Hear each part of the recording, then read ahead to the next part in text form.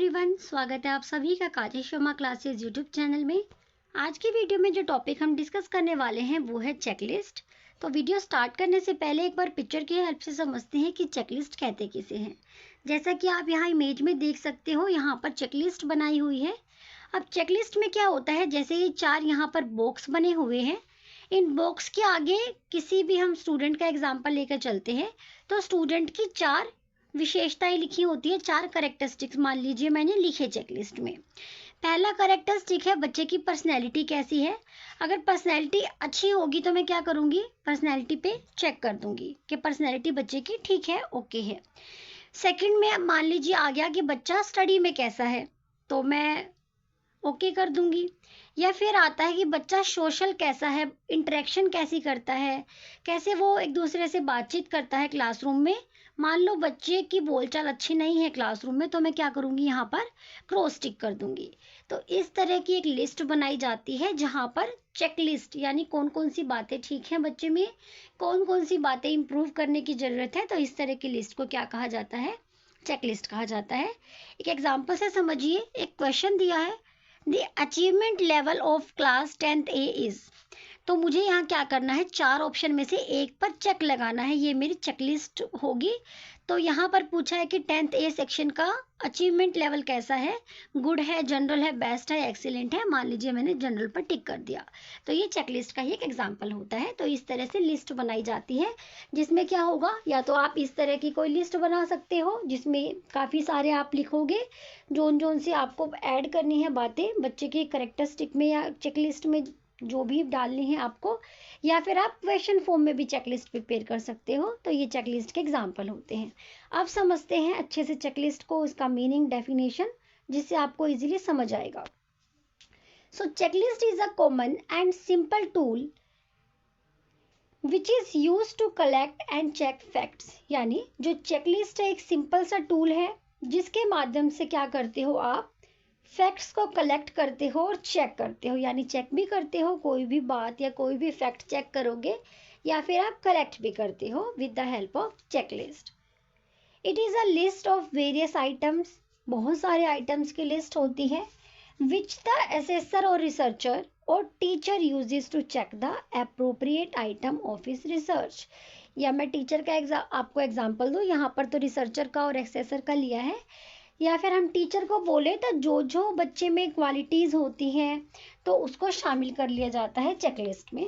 The researcher uses in to analysis the facts, researcher भी checklist को use करते हैं। नेक्स्ट है नीड ऑफ चेकलिस्ट। हमें चेकलिस्ट की नीड क्यों होती है, क्यों आवश्यकता होती है कि हम चेकलिस्ट का यूज़ करें as a tool. So first है यहाँ पर first point, to examine possible personality factors. बच्चों के अंदर पॉसिबल पर्सनैलिटी फैक्टर्स को एग्जामिन करने के लिए चेकलिस्ट की रिक्वायरमेंट होती है।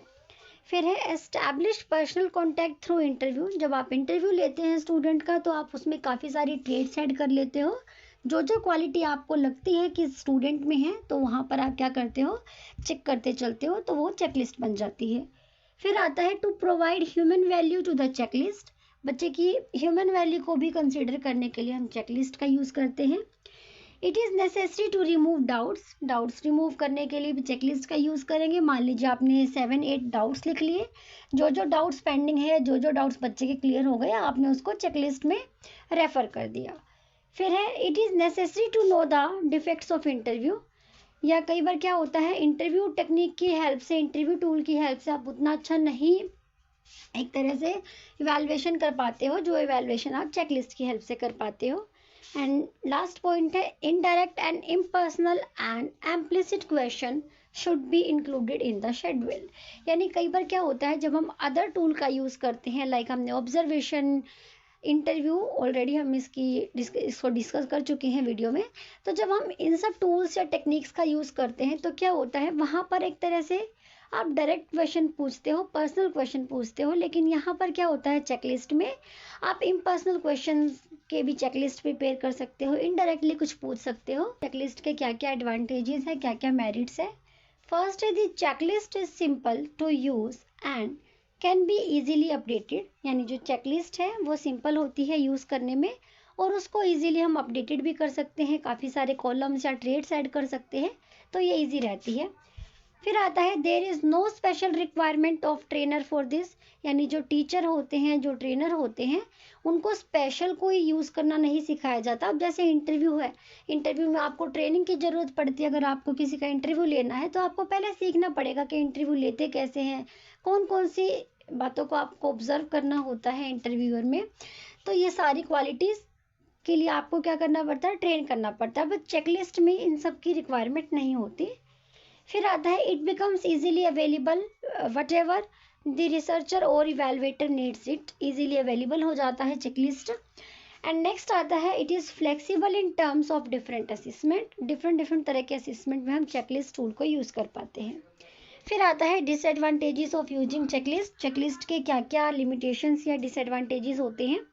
फर्स्ट है it consumes a lot of time, कई बार टाइम भी ज़्यादा लग जाता है क्योंकि इतने सारे बच्चे के अंदर स्पेशलिटीज़ होती है, इतनी सारी ट्रेड्स होती हैं, सबको चेकलिस्ट में शामिल करना टाइम कंज्यूमिंग होता है। फिर आता है it is difficult for a teacher to adopt checklist in teaching and evaluation practice, कि चेकलिस्ट को इन्वॉल्व करना टीचिंग लर्निंग प्रैक्टिस में इतना भी ईजी नहीं होता, लिटिल बिट ऑफ टफ रहता है। फिर है due to large quantity of checklist it becomes difficult to maintain and record it along with assessment, यानी आप बच्चों का असेसमेंट भी करते हो, उसके साथ साथ चेकलिस्ट प्रिपेयर करते हो, तो इसको मेंटेन करना डिफिकल्ट हो जाता है। Teachers do not include it in valid measurement, इसको वैलिड मेजरमेंट में इंक्लूड नहीं किया जाता क्योंकि इसके लिए आपके पास प्रॉपर फैक्ट्स नहीं कलेक्ट हो पाते। एंड लास्ट पॉइंट आता है checklist do not indicate a student achievement, यहाँ पर आप क्या करोगे, स्टूडेंट की कुछ ट्रेड्स को आप बता सकते हो, कंप्लीट है नहीं कंप्लीट है, या बच्चे में ये चीज़ है या नहीं है, लेकिन आप इससे बच्चे की अचीवमेंट नहीं बता पाते, तो ये भी इसकी एक लिमिटेशन है या फिर डिसएडवांटेजेस है। So thanks for watching, video अच्छी लगी हो तो लाइक शेयर एंड सब्सक्राइब।